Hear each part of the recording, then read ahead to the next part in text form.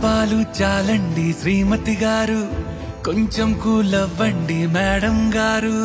చామంతి నవ్వే విసిరే మేరు, కసిరేస్తూ ఉన్నా బాగున్నారు. సరదాగా సాగే సమయంలోన మరిచిపోతే బాధ కబురు, వద్దు అంటూ ఆపేదెవరు.